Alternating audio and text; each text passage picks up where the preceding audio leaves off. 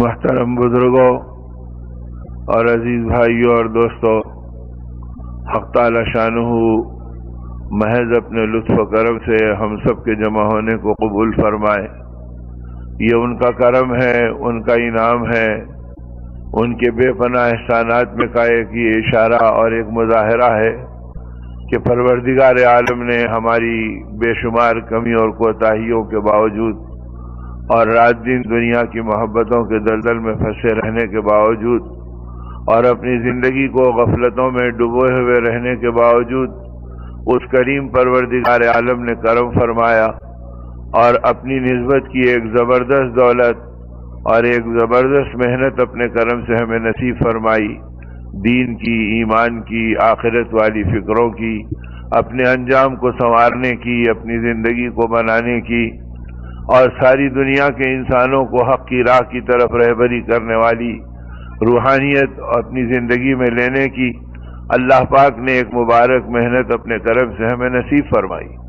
اور پھر اس مبارک محنت میں پروردگار عالم نے جو اپنے فضل اور اپنے کرم سے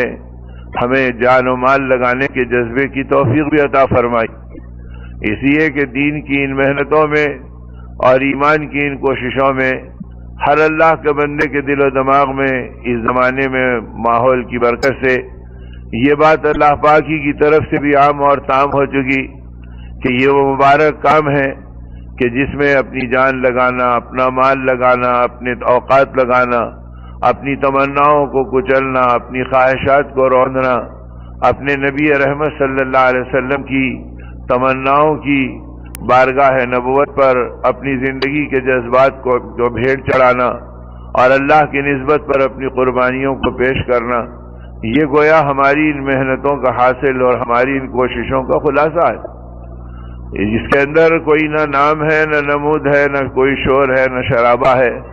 نہ کوئی وقتی آدمی کی زندگی کے اغراض ہیں، نہ کوئی دنیا کے ذاتی جذبات ہیں۔ اللہ کا دین پاک ہے، دین کی محنتیں پاک ہیں اور دینی محنتوں کا ماحول پاک ہے، اور اللہ پاک نے اس پاکیزہ ماحول میں ہمیں اپنی زندگی کو پاکیزہ بنانے کے لیے اور اپنی روح کو پاک بنانے کے لیے یہ مبارک محنتیں عطا فرمائی ہیں۔ اللہ پاک اپنے کرم سے ان محنتوں میں اپنے فضل سے ہم سب کو قبولیت عطا فرمائے، اور قبولیت یہ ہے کہ اللہ پاک ہم سے راضی ہو جائے، اور ان کے راضی ہونے کی علامت یہ ہے کہ ان کا مبارک دین ہماری زندگیوں میں آ جائے، ہماری سوچ میں، ہماری فکر میں، ہماری تمناؤں میں، ہماری جی کی چاہتوں میں اور ہماری زندگی کے جذبات میں، ہر چیز میں اللہ کا دین غالب ہو، اور اللہ کے دین کے ساتھ ہماری اپنی زندگیاں ظاہری اور باطنی طور پر رنگی ہوئی ہوں۔ اس مبارک دین میں کو اپنی زندگی میں لینا، اس کے لیے یہ دین کی محنتیں ہیں، دین کتابوں میں رہنا اور دین خیالوں میں رہنا اور دین گویا فریم میں رہنا، یہ ہماری زندگیوں کا اصل خلاصہ اور مقصود نہیں ہے، بلکہ مقصود یہ کہ دین ہماری زندگی میں رہنا۔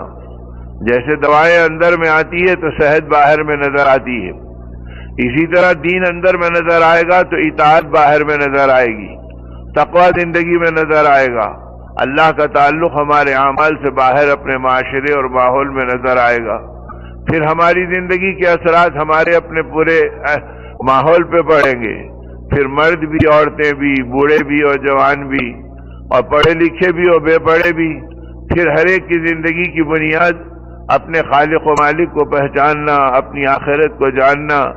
اور اپنے انجام کو سامنے رکھ کر اپنی زندگی کو گزارنا۔ اس راستے پر اللہ پاک نے اس مبارک محنتوں کے ذریعے سے اپنی نعمتوں کے دینے کا مظاہرہ ہر زمانے میں فرمایا۔ جب بھی اللہ کے دین کی محنت ہوئی تو اللہ کے دین کی محنت سے اللہ کا دین ملا، اور جب دین ملا تو اس کے نتیجے میں دیندار زندگیاں وجود میں آئیں، اور جب دیندار زندگی بنی تو دعائیں قبول ہوئی، اللہ کی رضا ظاہر ہونے لگی، دلوں کی دنیا پلٹنے لگی، حالات عالم بدلنے لگے، ماحول میں تغیرات آنے لگے۔